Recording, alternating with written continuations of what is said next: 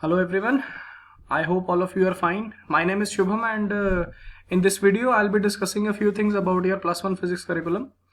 So as far as your physics part is concerned, your plus one paper would be of 70 marks and let's talk something about the syllabus. And before that, I would like to tell you that physics is your one of the major subjects and one of the compulsory subjects rather, if you are opting for medical and non-medical. Medical would have bio and chemistry, and non-medical would have maths and chemistry. English would be your fourth subject and fifth would be your optional subject. Okay, so the plus one physics has been total divided into 10 units and 15 chapters. So as far as your NCERT book is concerned, we will be having total 15 chapters and there are 10 units. Under these units, these 15 sub chapters has been divided. Okay, first chapter deals with the physical world and measurement, and before this we learn something about the mathematical tools. One misconception could be there in your medical students that if we have opted for medical, maths is not something that we need to care about, which is of course, I would like to tell you, which is of course a wrong perception. In physics you would be having a lot of mathematics because like I would like to say that without mathematics physics has no scope rather.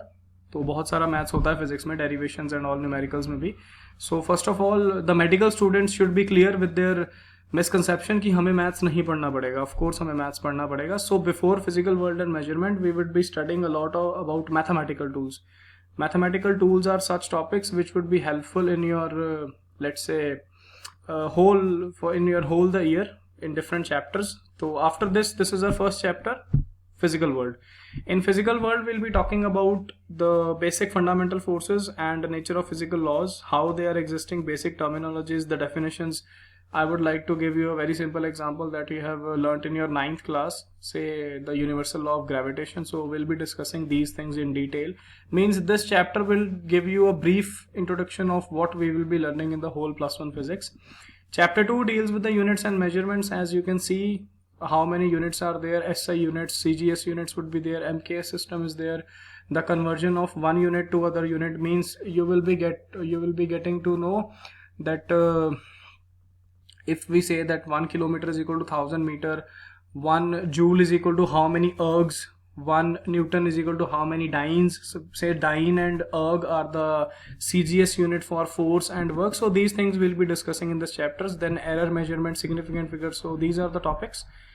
The third chapter deals with the motion on a straight line. This we have done a part of it in our class 9th because basically our plus one physics is dealing with the topics that we have learned in class 9th. Not all of them, of course. Means there would be certain topics that you should have learned in your class 9th physics as well.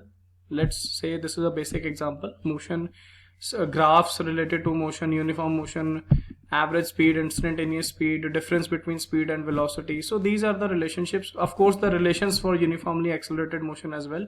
In class 9th we had done the derivation part of it. You might remember that 3 derivations were there.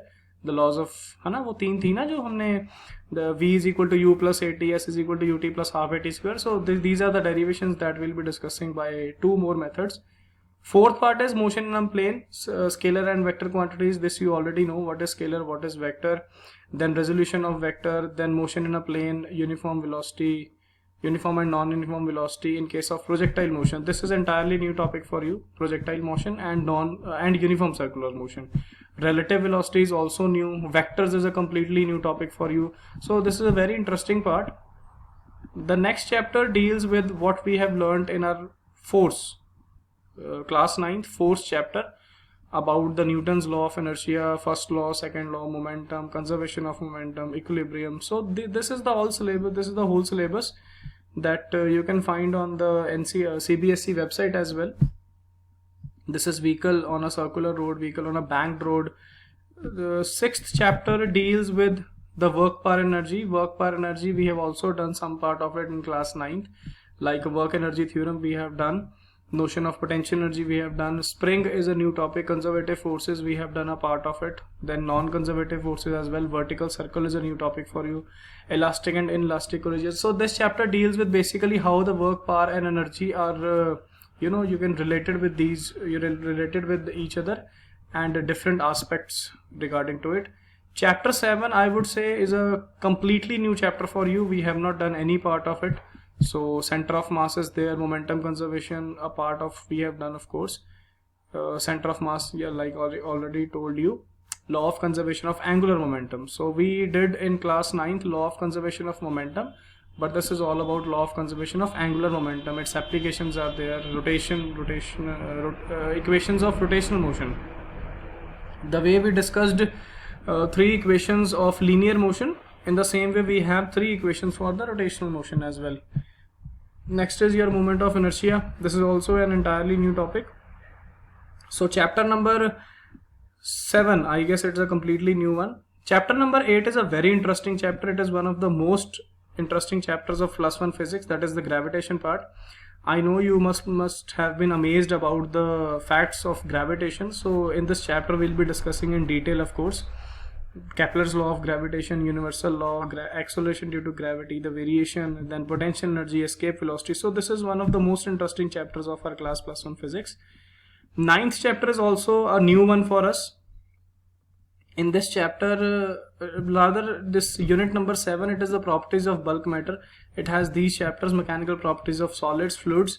In these 2 chapters we'll be discussing about a few properties and how their behavior, how the solids and liquids behave under certain conditions, and those certain conditions could be, let's say we have increased a weight on a particular string, or let's say we have to calculate the pressure due to a vertical column, we have to calculate the pressure due to you can say a glass full of water, under that we have to calculate pressure, then viscosity is there, terminal velocity, streamline, and turbulent flow. So in this chapter number 10th, we'll be discussing a lot about the fluids and their properties, how they behave, and surface tension. This is an entirely new topic for you. And have you ever wondered that why you can say your droplet of water always tries to take the spherical shape? So these sort of questions would always be, means the droplet of water never takes a shape of a cuboid or a cube, it always have a spherical shape. So these are the chapters, these are the topics that we'll be discussing in chapter number 10.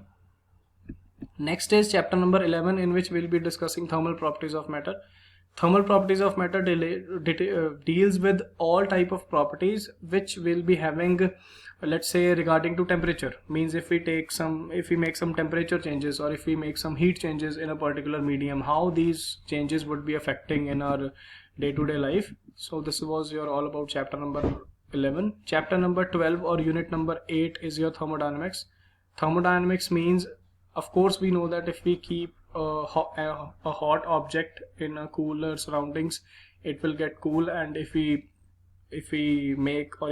put a cool object into a hotter surroundings, it will be hot after some time. So these are the energy changes that are being taking place in our daily life. So these such energy changes deals with the thermodynamics.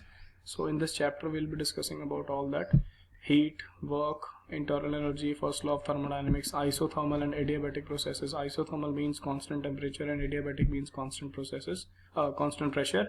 So these are the topics which we will be discussing in chapter number 12.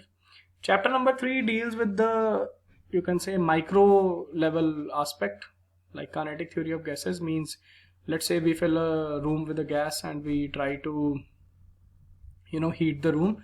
Of course the gas molecules would be in random motion. So these are the topics which we'll be discussing at micro levels. Means at what will be the behavior of such molecules at the micro level, how will they be reacting, what will be the forces that would be acting. These are the things that we'll be studying in this chapter.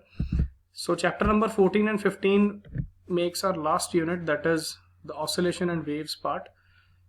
In case of oscillation and waves, this is also a completely new chapter for you, and I would rather say it is a very interesting chapter as well. In this chapter we'll be discussing a lot about how the energy changes are taking place in the case of waves. And oscillation means basically a particle which is having a to and fro motion about a single point. So this is SHM, you can clearly see simple harmonic motion. And waves, of course, a part of it we have already done in class 9th, transverse waves, longitudinal waves, this we have done. and entirely this is new topic. Beats is new topic, Doppler effect is new topic, reflection of waves is new topic. So I would like to conclude by saying that physics is rather a very interesting subject, and you will enjoy a lot in this subject. It deals with the overall surroundings changes that are being taking place in our near us, and let's try to get some information about the paper pattern as well. This is your question paper design for +1 and +2, and there is one major change that CBSE has done this time. We keep on cribbing in our physics part that the numericals are a lot, we will not be able to solve and all that. Application part is there. So this is the major change that CBSE has done. Earlier the remembering part was more than 38% of the paper. Now they have reduced the remembering part, means only 27 marks would be your remembering part and understanding part, of course. Application part has increased to a certain extent. Application part has increased and analysis part has also increased. So these are the two major changes that CBSE has done this time. So all of you must take care of this. Means the application part and analysis part questions would be more. They have been increased. Earlier there was only 10 or 15%. Now they have increased it to 30%, and this has 32%. So this was all about your syllabus. Rest we can discuss later on as well. Thank you.